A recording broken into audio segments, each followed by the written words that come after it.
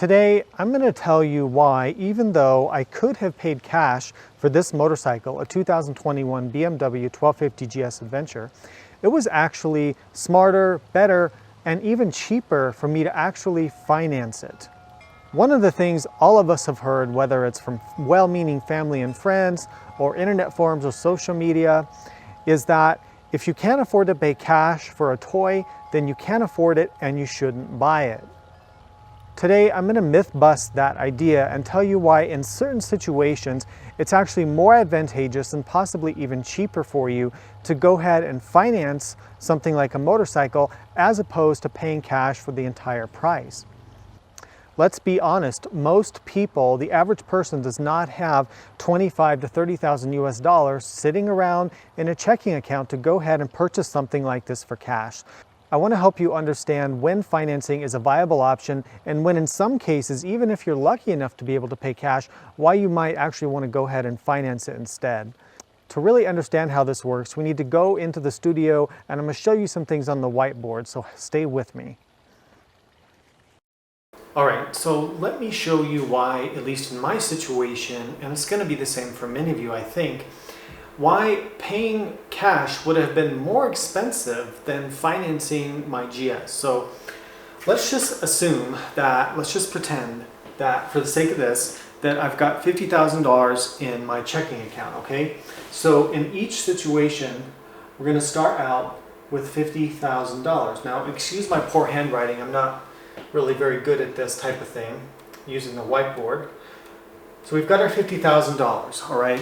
Now, let's assume that we take the route that most people recommend, which is, oh, you should pay cash for your toys. So in that situation, the bike is $25,000, okay? Now, yes, I know that there's tax, license, other things that go along with that, but to keep these numbers even, let's just assume that I was able to get $25,000 out the door for the bike, all right? So that would leave us with $25,000 left as of today in our bank account. Now, what we could do with that $25,000 so that the money doesn't just get eaten away by inflation is invest it in something like an index fund or an exchange traded fund or just a mutual fund, something that tracks the stock market. All right, so we invest at, I'm going to say 7%. Now that's very, very conservative. If you look at a lot of the index funds and things out there and the way the stock market's been going the past 10 years or even the past 20 years, you're probably getting more than that, but let's just say it's 7%, okay? Now, let's say we did that for 4 years. We're going to look at a 4-year time span for this illustration because 4 years is what I financed the bike over. That's my period. So we're going to look at 4 years in both cases. So I've already done the math on this, and what you would end up earning would be $7,769 in interest with your $25,000 investment, all right? So we would end up at the end of these 4 years, we paid cash for our bike, we invested the rest in the stock market, we're going to end up with $32,769 in our checking account at the end of the 4 years. And of course we own the motorcycle outright, we have the title to it. So we also have that asset, which we could note down here, plus we've added an asset to our balance sheet of $15,000. That's a mistake a lot of people make, is that they think that when they buy something like a motorcycle or a car that they've, quote, spent all that money. Well, that's not true. You've moved cash over to an asset, maybe a depreciating asset, that's true, but you do have an asset to show for it. So we're going to assume that the bike is worth $15,000 at the end of those 4 years, okay? So you've got this on the books. And actually, that's not too bad overall if you think about it, because if you added that back in, that'd be $47,700, and you start out with $50,000. That's actually not too bad to own a GS for 4 years, right? Now, let's do the financing situation. So in the financing situation, here's the terms that the dealer was able to give me. And these are my actual terms. Yours could be different, right? And will be different. They were able to offer a 4% interest motorcycle loan for 48 months, okay?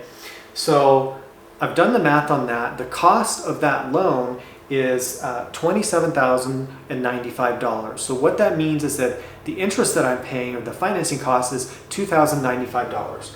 So over those 4 years, those 48 months of payments, I'm paying $27,095 $495 for the motorcycle. Okay, so notice that that is more than what I paid here. I'm paying more for the bike because I'm paying that interest cost, all right? But here's the big deal about this financing thing, is that this $50,000 that I've got here, I still have that in my bank account. Let's assume I put nothing down. Okay, I actually did put a little bit down, but let's assume for this that I put nothing down.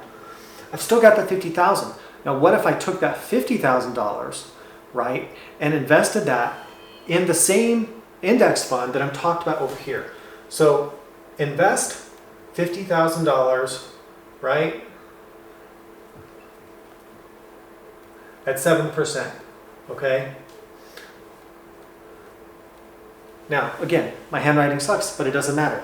What we would end up with there is you would earn $15,000, 539, so $15,539 US interest on your $50,000, all right? So the question is, how would we end up at the end of the 4 years in this situation here on the right?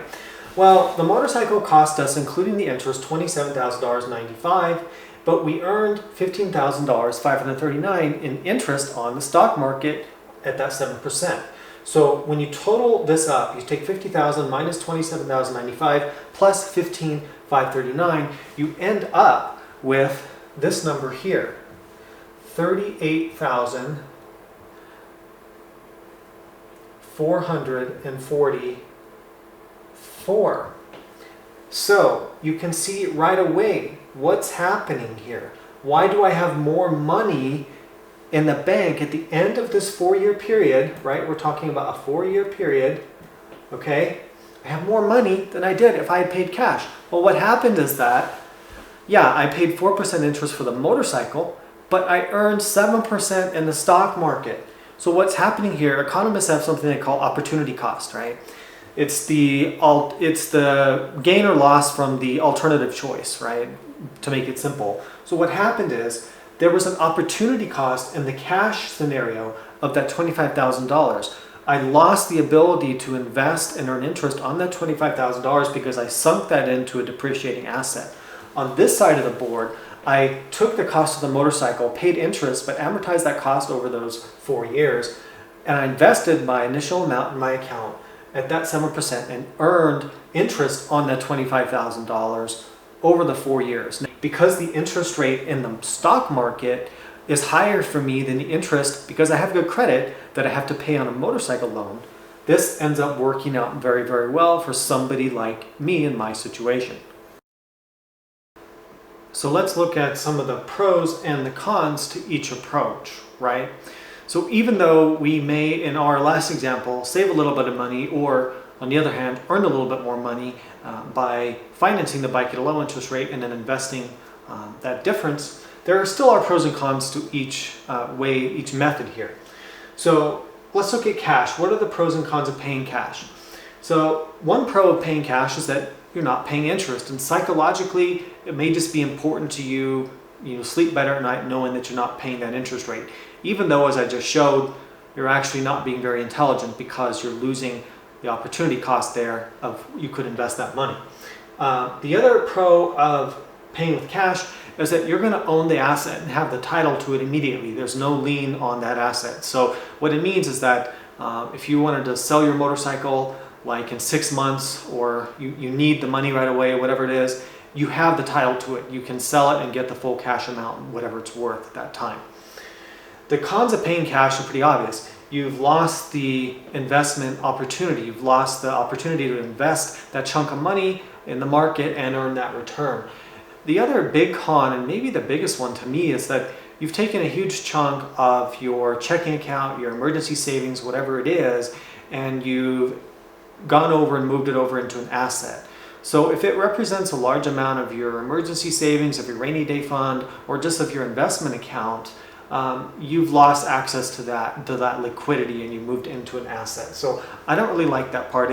It's kind of nice to keep cash in liquid form for use in other areas or just for investing. Okay. Now, what about financing? So the pros to financing are that you're going to keep that cash freed up, right?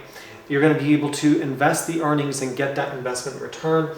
The other thing is psychological, is that the asset tends to feel less expensive. So in this case, the GS feels less expensive.